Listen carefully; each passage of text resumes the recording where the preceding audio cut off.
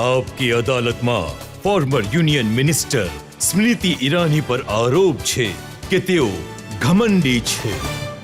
હવે જુઓ, આ તો વાત તમે પણ માનો છો કે લોકો એ તો કહે છે કે ભાઈ એરોગન્ટ તો છે.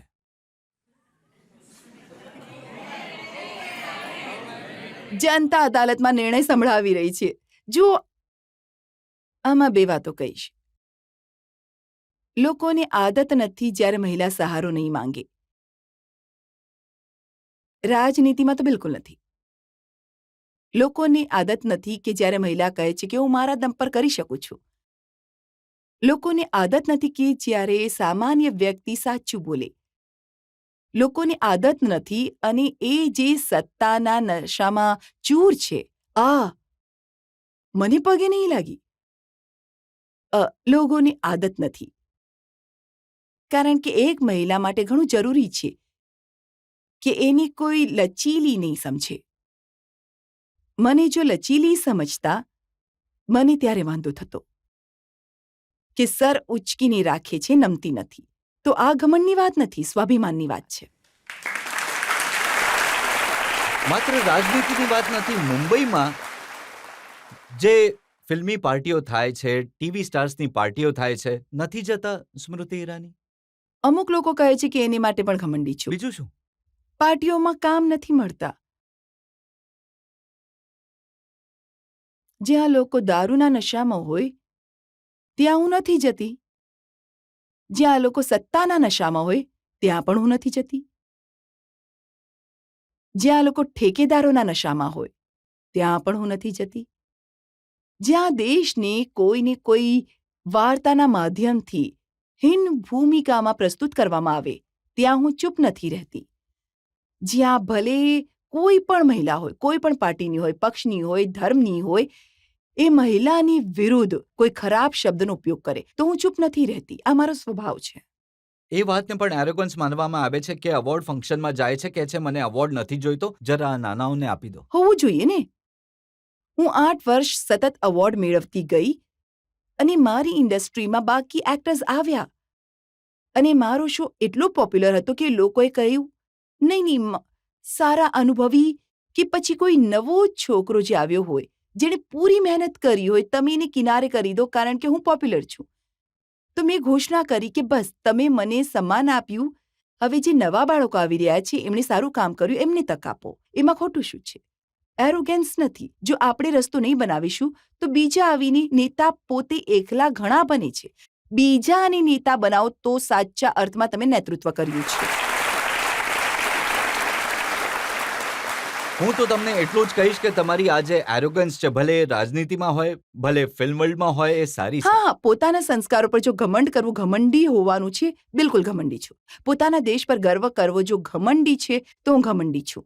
પોતાની સંસદ પર ઘમંડ કરવું જો ઘમંડી હોવાનું છે તો હું બિલકુલ ઘમંડી છું. પોતાના ધર્મ પર, હિન્દુ હોવા પર ઘમંડ કરવું જો ઘમંડી હોવું છે, બિલકુલ છું. પોતાની સેના પર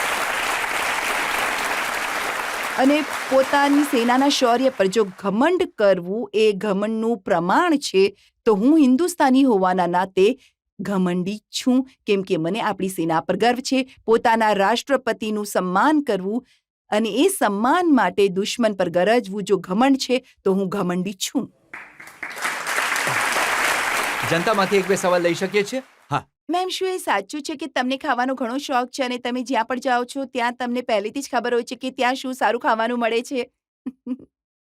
બિલકુલ સાચું છે. પણ મને એ 5 સ્ટાર હોટલવાળા નહીં ખબર હોય. લારી ગલ્લા પર શું વેચાઈ રહ્યું છે, કઈ નાની કોઈ દુકાન હશે, એ જરૂર ખબર હશે. તો હા, તમને ખબર છે કે જેમ કે 4-5 સિટીઝના નામ હું હે તમને કહું. ભગવાન, નહીં કરો. અમૃતસર, કેસર કા ધાબા. નહીં કરો.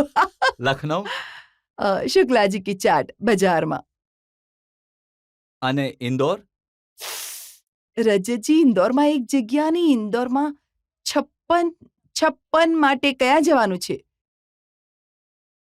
અચ્છા, બિકાનેર. શરાફા માટે. બિકાનેરથી તો હમણાં જ આવી છું. ઇનફેક્ટ મેઘવાલજી ત્યાં નહીં હતા, તો જે બિકાનેરના સાંસદ છે એમની ધર્મપત્ની જે છે એ આ બાળકોને શું પૂછું જે થોડા મોટા છે, એમને ખબર હશે. એક એક પર્પલ ગોળી હોય છે, માછલી જેવી બને છે ને, ખાટી મીઠી ટેસ્ટી. એ સૌથી સારી અર્જુન મેઘવાલજીની ધર્મપત્ની પાછલા 20 વર્ષથી બિકાનેરથી મારી માટે લઈને આવે છે. મેડમ તમે તો- પાણીપુરી ખાવ છો? હવે એ પૂછી રહ્યા બિલકુલ. છે દિલ્હીથી બે કોણ છે? શહેરોના. દિલ્હીથી કોણ છે? તો પાણીપુરી વાળો કોણે પૂછ્યું? તમે દિલ્હીથી છો? તો કલેવા ખબર છે તમને? હા, હા, હોલ ખબર છે, ખબર માર્કેટમાં છે. કલેવાની સામે બેંગોલ સ્વીટ હાઉસ છે ને, એની સામે જે પાણીપુરી વેચે છે ને, એની પાસે જાઓ. એના પિતાજી ત્યારે ટિક્કી બનાવતા હતા તો મારા પિતાજી મને ત્યાં લઈ જતા હતા. સામે લેડી હાર્ડી હોસ્પિટલ છે, ત્યાં હું જન્મેલી છું. અને ગાજરનો હલવો ખાવો છે, ગાજરનો હલવો ખાવો છે તો કલેવામાં સારો મળશે. અને જે ગુડગાંવથી કોણ છે? કોઈ છે કે? ગુડગાંવ ઓફિસ જાઓ છો? ન્યૂ કોલોનીમાં કિશુની દુકાન છે, ત્યાં સૌથી સારા ડોડા મળે છે, સૌથી સારા સમોસા મળે છે છોલેની સાથે. અને પટના અમુક લોકો પૂછી રહ્યા છે હનુમાનજીના મંદિરની સામે નીતિન નવીન છે, જે ત્યાં વિધાયક છે.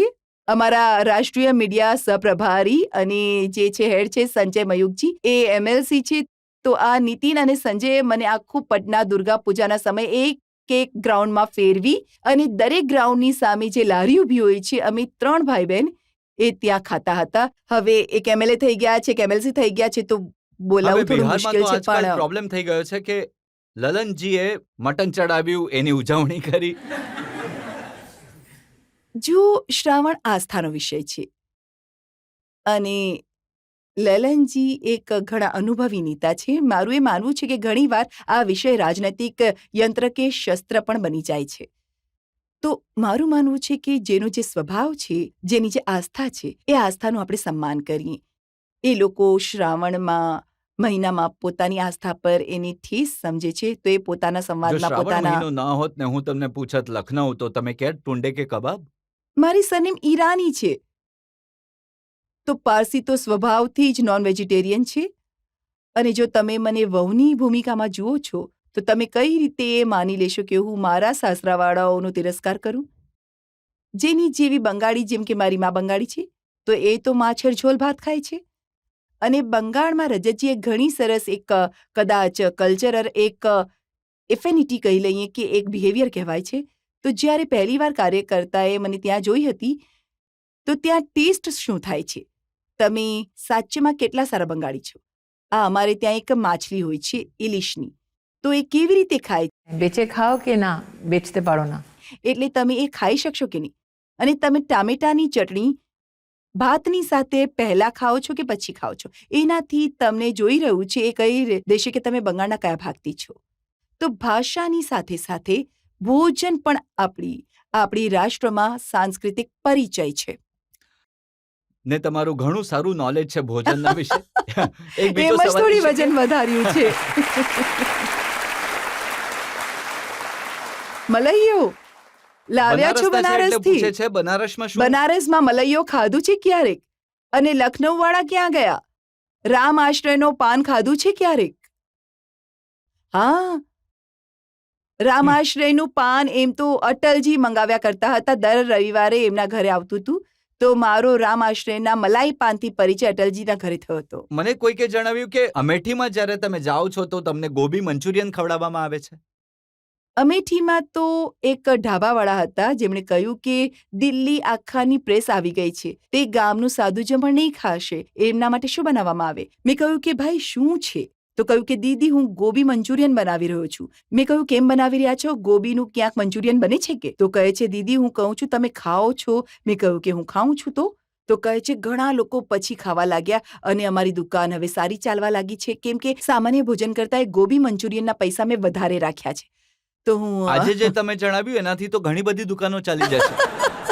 જી હા, એક સવાલ. મારો તમને એ સવાલ છે કે તમારું ફેવરેટ ગીત કયું છે જે તમે હંમેશા સાંભળવાનું પસંદ કરો છો? બંને કિશોર કુમારના ગીતો છે, બંને મારે કહેવું પડશે. તમે તો એક્ટરને અદાલતમાં લાવ્યા છો, પણ જે ફક્ત પોતાના અવાજથી ખરાબથી ખરાબ એક્ટરમાં પણ પોતાનું પ્રાણ ફૂંકી દે એ અરિજીત સિંહ છે. છે ને?